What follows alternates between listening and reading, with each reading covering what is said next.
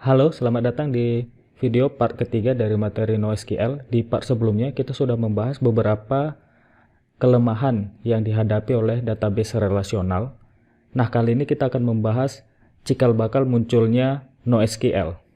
Jadi seperti yang kita tahu sebelumnya ya, serangan yang paling pamungkas ya, paling tajam terhadap database relasional itu menurut saya adalah adanya cluster. Jadi ada paradigma teknologi cluster dan itu membuat segala sesuatu berubah. Bukan hanya dalam hal teknis, dalam hal ini database relasional yang tidak didesain atau dioptimalkan untuk berjalan di beberapa mesin. Satu lagi kendala itu adalah kendala ekonomis seperti itu.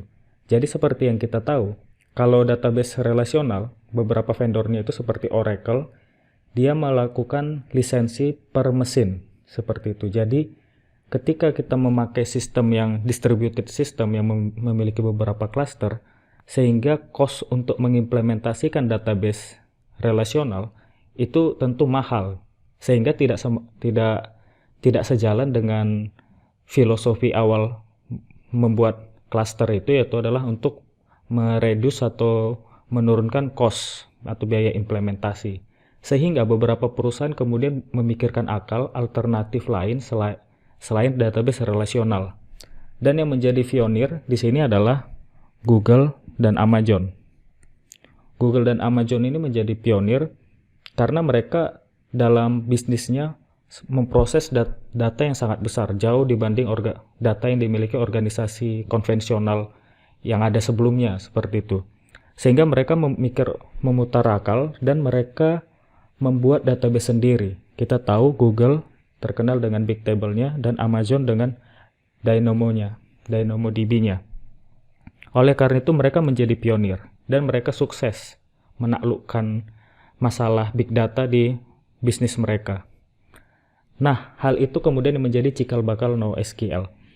Tetapi sebelum itu yang menjadi ironis adalah kata NoSQL itu sendiri sudah ada sejak lama. Jadi itu sudah ada sejak di akhir tahun 90-an yang itu dipakai oleh Carlos Troji dan ironisnya itu untuk database relasional. Jadi itu adalah database relasional yang tidak menggunakan SQL. Seperti itu. Jadi dia menggunakan bahasa yang mirip dengan Unix ya. Jadi itu bahasanya kayak shell scripted seperti itu. Kemudian meskipun begitu, tapi NoSQL yang dimaksud ini bukan NoSQL yang akan kita pelajari seperti itu. Jadi NoSQL yang populer dan yang akan kita bahas di sini itu adalah database-database yang berawal dari MIT yang diorganize oleh Johan Oscarsson. Jadi Johan Oscarsson ini adalah seorang software developer dan dia begitu tertarik terhadap perkembangan database alternatif yang dipelopori oleh Google dan Amazon yang tadi saya sebutkan. Dan ketika dia berkunjung ke San Francisco, dalam hal ini dia menghadiri sebuah konferensi yang berkaitan dengan Hadoop, dia kemudian berpikir bagaimana kalau kita membuat sebuah meetup antara beberapa orang yang mengembangkan atau memiliki project untuk mengembangkan database alternatif. Jadi hal ini dia untuk sharing pengalaman, sharing ilmu, dan sharing perkembangan teknologi database alternatif seperti itu. Kemudian dia dan bersama beberapa teman-temannya memikirkan sebuah nama yang mudah diingat, singkat, dan tidak terlalu banyak kata kuncinya itu digunakan di Google. Sehingga ketika kita ketik kata kunci itu, MIT-nya itu akan langsung muncul di result paling atas seperti itu. Sehingga itulah muncul dengan nama #NoSQL. Jadi cikal bakalnya hanya dari sebuah meetup beberapa developer atau orang yang mengembangkan database alternatif. Nah, di meetup ini database yang masuk kriteria yang dipresentasikan di situ adalah database yang satu open source, kedua bisa berjalan di distributed system seperti yang kita tahu tadi, cluster seperti itu. Kemudian yang ketiga itu adalah dia non-relational database. Jadi itu, dan yang dipresentasikan di meetup ini ada berbagai macam yang sampai sekarang kita sudah kenal seperti ada Cassandra, MongoDB, HBase, Voldemort, dan lain sebagainya. Jadi ada banyak lah. Sehingga oleh karena itu masyarakat kemudian menggunakan NoSQL ini, nama meetup ini, untuk merefer kepada kelompok database alternatif tersebut. Seperti itu. Sehingga NoSQL itu pada dasarnya dia tidak punya accepted definition.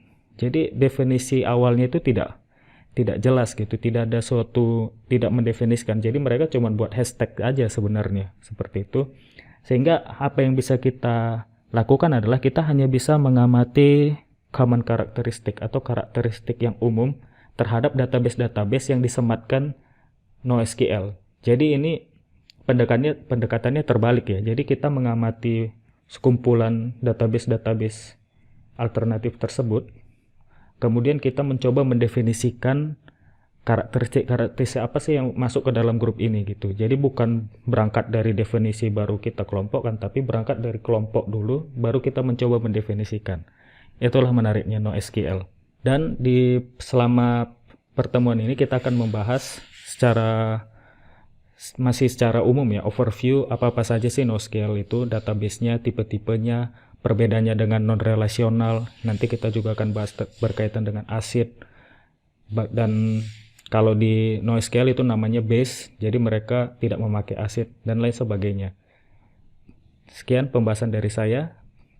Terima kasih.